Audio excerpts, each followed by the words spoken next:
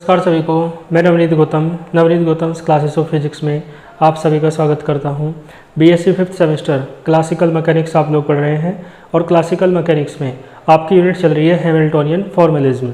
तो इसमें आज हम पढ़ने वाले हैं बिल्कुल ऐसा ही टॉपिक जैसा हमने लैग्रेंजियन फॉर्मलिज्म में पढ़ा था, जिसका नाम था साइक्लिक और इग्नोरेबल कोऑर्डिनेट्स। तो ठीक वही टॉपिक आपको हैमिल्टोनियन फॉर्मलिज्म में पढ़ना है। तो हेडिंग लिखें साइक्लिक और इग्नोरेबल कोऑर्डिनेट्स। ठीक है जी, साइक्लिक और इग्नोरेबल कोऑर्डिनेट्स। ठीक है जी। तो जैसा कि आप जानते ही हैं, तो मैं लिख देता हूं, वी नो दैट, हम जानते हैं जो हैमिल्टोनियन है ना, ऑफ ए फंक्शन, किसी फंक्शन का, बल्कि किसी फंक्शन का नहीं, किसी सिस्टम का, हैमिल्टोनियन ऑफ ए सिस्टम।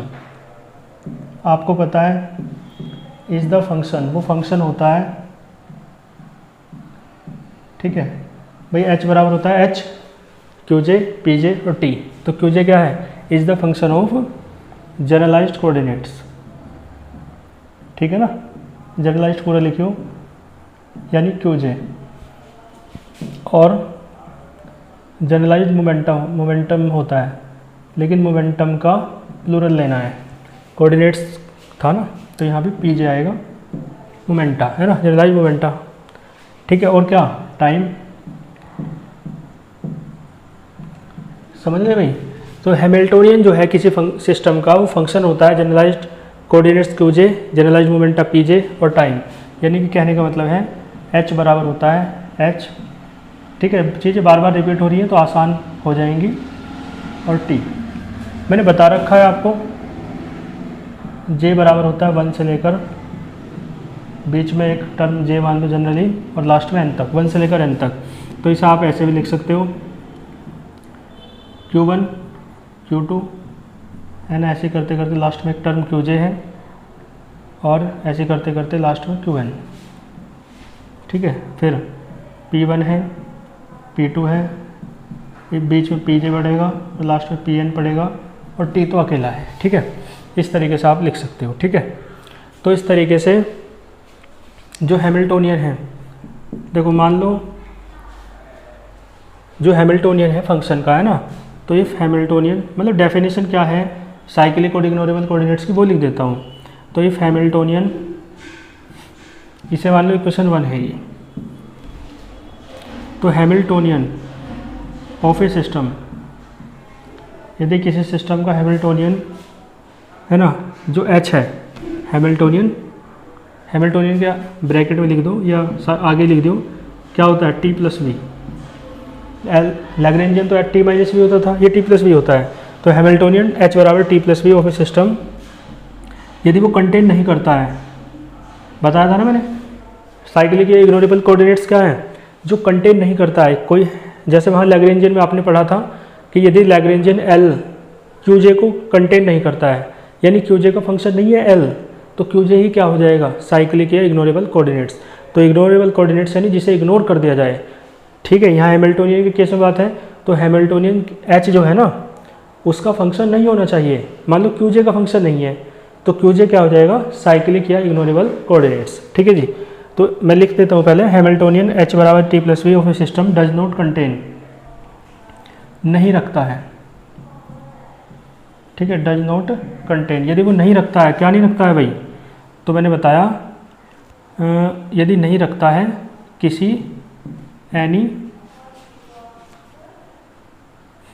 क्या कहें, एनी कोऑर्डिनेट, किसी कोऑर्डिनेट को डायरेक्टली नहीं रखता है। जैसे मान लो qj डॉट तो है, हो यदि, और qj नहीं है, तो qj है तो, लेकिन qj डॉट के रूप में है, डायरेक्टली नहीं है। समझ गए? तो यदि हैमिल्टोनियन किसी सिस्टम का नहीं रखता है किसी कोऑर्डिनेट को डायरेक्टली, तो देन, तो तब वो जो कोऑर्डिनेट है जिसे वो रखता नहीं है हैमिल्टोनियन, उस कोऑर्डिनेट को ही आप क्या कहते हैं? Generalized coordinates. ठीक है, तो देन दैट कोऑर्डिनेट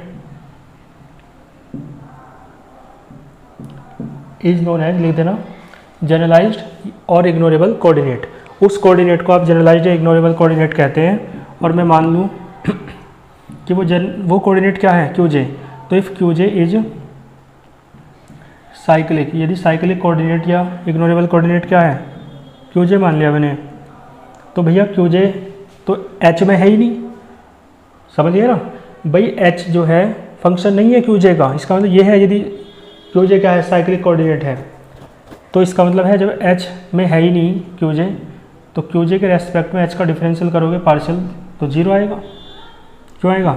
क्योंकि भैया एच में है ही नहीं क्यू जे, और क्यू जे के रेस्पेक्ट में कर रहे हो, जिसके रेस्पेक्ट में कर रहे हो वो है ही नहीं, तो बाकी सारा एच क्या माना जाएगा, कांस्टेंट, तो कांस्टेंट का डिफरेंशियल जीरो हो जाएगा। ठीक है, ये टॉपिक मैं ज़्यादा एक्सप्लेन इस बार ना भी करूँ कोई दिक्कत नहीं, पढ़ा हुआ है आपका लैग्रेंजियन में, तो वहाँ पढ़ा है तो यहाँ समझने में दिक्कत नहीं आएगी ना, इसलिए मैं थोड़ा ज़्यादा एफर्ट लगा भी नहीं रहा।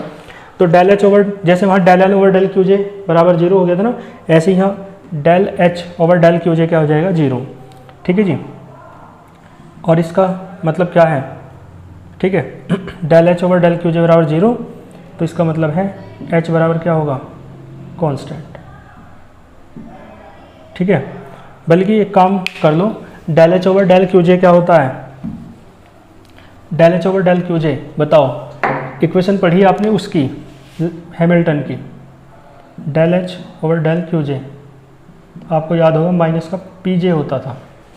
ठीक है, देख लो चाहे, बल्कि पी जे डॉट था।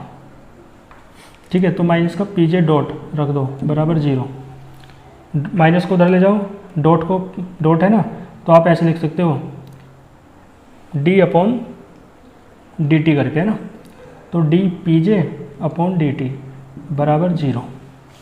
समझ गए, ये बराबर होता है पी जे डॉट के, और पी जे डॉट माइनस उधर से लगा है, पी जे डॉट को आप D P J upon D T लिख सकते हो। और देखो यहाँ से भाई पी जे का डिफरेंशियल जीरो आ रहा है, इसका मतलब पी जे कैसा है, कांस्टेंट, क्योंकि कांस्टेंट का ही डिफरेंशियल जीरो आता है, तो पी जे कैसा है, कांस्टेंट। ठीक है, पी जे कांस्टेंट आया है, इसका मतलब ये है कि कोई यदि क्यू जे साइक्लिक कोऑर्डिनेट है तो उसके जो करस्पॉन्डिंग मोमेंटम होगा वो कांस्टेंट रहेगा, है ना। तो यानी पी जे क्या है, जनरलाइज्ड मोमेंटम, तो जनरलाइज्ड मोमेंटम किसके corresponding, corresponding to a cyclic coordinate, किसी साइक्लिक कोऑर्डिनेट के जो करस्पॉन्डिंग जनरलाइज्ड मोमेंटम है वो कैसा रहता है, रिमेन्स कंजर्व्ड या कांस्टेंट। क्लियर है, generalized momentum corresponding to a cyclic coordinate Q J, है ना, कैसा रहेगा, कांस्टेंट या कंजर्व्ड। ठीक है जी, तो देखो जो इक्वेशन 1 है वो किस प्रकार बन जाएगी, है ना, तो मैं ये रफ कर देता हूँ।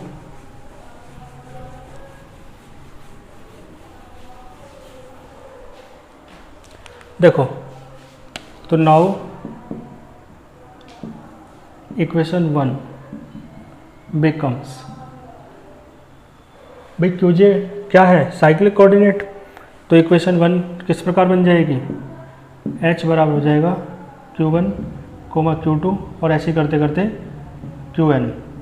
क्यू जे गायब हो गया, बताओ जरा क्यों, क्यों गायब हुआ, क्योंकि क्यू जे क्या है, साइक्लिक कोऑर्डिनेट, इग्नोरेबल कोऑर्डिनेट, तो h में होना ही नहीं चाहिए, यदि वो साइक्लिक है, इग्नोरेबल है तो हमने हटा दिया। ठीक है, तो इससे सिद्ध हो जाता है, आप एक लाइन इसके नीचे लिखना कि, है ना, हेयर यहाँ पर क्यू जे, है ना, इज़ नॉट प्रेजेंट,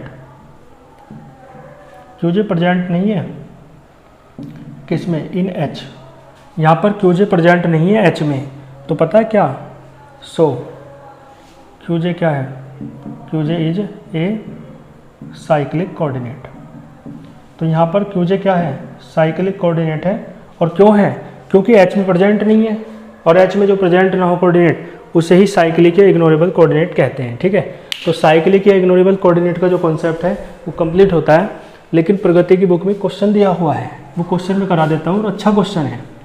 क्वेश्चन ये है कि यदि कोई कोऑर्डिनेट, है ना, क्वेश्चन क्या है कि यदि कोई कोऑर्डिनेट लैग्रेंजियन में साइक्लिक है तो वो हैमिल्टोनियन में भी साइक्लिक होगा। ठीक है, समझ गए क्वेश्चन क्या है?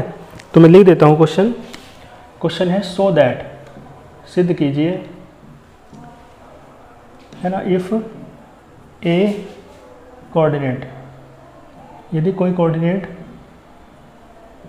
है ना इज साइक्लिक, साइक्लिक है किसमें? इन लैग्रेंजियन, लैग्रेंजियन में, तो इट विल बी, ये होगा, क्या होगा?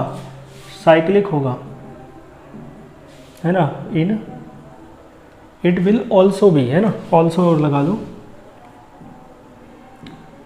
यानी ये देखो लैग्रेंजियन में तो साइक्लिक है, ये हैमिल्टोनियन में भी साइक्लिक होगा, तो it will also be cyclic in Hamiltonian. ये बात सिद्ध करनी है, ठीक है जी। सो दैट, तो चलो करते हैं फिर। देखो हैमिल्टोनियन में लाना है सिद्ध करके कि वो क्या है? साइक्लिक है। ठीक है, लेकिन ये दे रखा है कि वो साइक्लिक है लैग्रेंजियन में, तो आपको पता है, क्या पता है कि इफ़, मैंने मान लिया क्यूजे है वो जो कोऑर्डिनेट है, if QJ is cyclic coordinate, मैंने मान लिया क्यूजे क्या है? साइक्लिक कोऑर्डिनेट है। ठीक है, और किस में है? तो इन लैग्रेंजियन, लैग्रेंजियन में है। तो आप लैग्रेंजियन में पढ़ा था आपने, और ये पता भी है, इसका मतलब है लैग्रेंजियन एल में क्यूजे नहीं है, और क्यूजे नहीं है तो लैग्रेंजियन एल का जो पार्शियल डिफरेंशियल है क्यूजे के रेस्पेक्ट में वो जीरो होगा। समझ में नहीं? ये चीज़ पहले बता रखी है। क्यों जीरो होगा? क्योंकि एल में क्यूजे है ही नहीं, उसके रेस्पेक्ट में डिफरेंशियल करे हो पार्शियल, तो क्यूजे है नहीं, बाकी जो है वो सारा कांस्टेंट, कांस्टेंट का डिफरेंशियल जीरो। समझ गए? तो del L over del QJ किसके बराबर हो जाएगा? जीरो के। और ये बात तो मैंने बता रखी है कि del L over del QJ बराबर होता है पीजे डॉट के। तो यहाँ से ये पीजे डॉट रख दो। ठीक है, ये फॉर्मूले आपस में याद रखो, इनका रिलेशन बहुत यूज हो रहे हैं। पीजे डॉट को आप ऐसे लिख सकते हो, डी पीजे अपॉन डी टी बराबर जीरो, लिख सकते हो ना। ठीक है, इसकी ज़रूरत पड़ेगी तो इक्वेशन 1 डाल दो इसे। ठीक है जी, इसका मतलब है पीजे कांस्टेंट है। चलो इसकी ज़रूरत पड़ेगी पर हमें हैमिल्टोनियन इक्वेशन की हेल्प ले लो। तो from Hamiltonian equation, Hamiltonian equation आपको याद होनी चाहिए, इसी के जैसी तो है। डेल एल की जगह एच है और क्यूजे है ही, और यहाँ माइनस आ जाता है बस। ठीक है, ये हैमिल्टोनियन इक्वेशन मैंने ले ली। ठीक है जी, चलो और देखो ध्यान देना, यहाँ डॉट लगा है तो del H over del QJ, यहाँ डॉट लगा है, डॉट का मतलब है डिफरेंशियल। तो एक बार डिफरेंशियल है किसके रेस्पेक्ट में? टी के रेस्पेक्ट में। तो क्या आएगा? D P J upon D T. और बताओ D P J upon D T की वैल्यू इक्वेशन 1 से 0 है। तो चलो इधर कर लूँ, तो ये जाएगा del H over del Q J बराबर 0 हो जाएगा, है ना। माइनस तो होता नहीं, 0 कैसे हुआ? इक्वेशन 1 से वैल्यू रख दी है ये वाली, D P J upon D T क्या है? 0। तो del H over del Q J भी क्या है? 0। अब तुम खुद बताओ, देखो क्यू जे के रेस्पेक्ट में एच का जो डिफरेंशियल है पार्शियल वो 0 है, इसका मतलब एच में क्यू जे है ही नहीं, जैसे यहाँ पे था, है ना। एल का पार्शियल डिफरेंशियल जे क्यू जे के रेस्पेक्ट में 0 था, इसका मतलब एल में क्यू जे था ही नहीं। ठीक है, तो इससे भी यही सिद्ध हो जाता है कि एच में भी क्यू जे नहीं है। ठीक है, इससे क्या सिद्ध होता है कि जो क्यू जे है ना, is not present, is not present.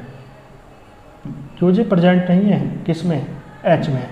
और जब एच में प्रजेंट ही नहीं है तो जो प्रजेंट नहीं होता वो क्या होता है? Cyclic coordinate. तो हैंस करके आप लिख सकते हो, hence Q J is cyclic coordinate. तो क्यू जे क्या है? साइक्लिक कोऑर्डिनेट है किसमें? इन हैमिल्टोनियन। हैमिल्टोनियन में भी क्यू जे क्या है? साइक्लिक कोऑर्डिनेट है, और उसमें तो था ही, उसमें तो है, ये बात दे रखी है, तो ये प्रूफ हो जाता है। ठीक है जी, क्लियर है। तो इस तरीके से ये बहुत एक अच्छा क्वेश्चन था, इसे आप देख लेंगे। ठीक है जी, चलो तो इस तरीके के ये टॉपिक कंप्लीट होते हैं। मिलते हैं फिर नेक्स्ट लेक्चर में नेक्स्ट किसी टॉपिक के साथ। ठीक है, वीडियो को अधिक से अधिक शेयर किया कीजिए ताकि जो बच्चे लाभान्वित नहीं हैं, है ना, हमारे लेक्चर से, तो वो अच्छे से लाभान्वित हों, है ना, और अधिक से अधिक बच्चे जुड़े, है ना, तो हमें भी एक मोटिवेशन मिलता रहे। मिलते हैं फिर नेक्स्ट लेक्चर में, तब तक के लिए ऑल द वेरी बेस्ट।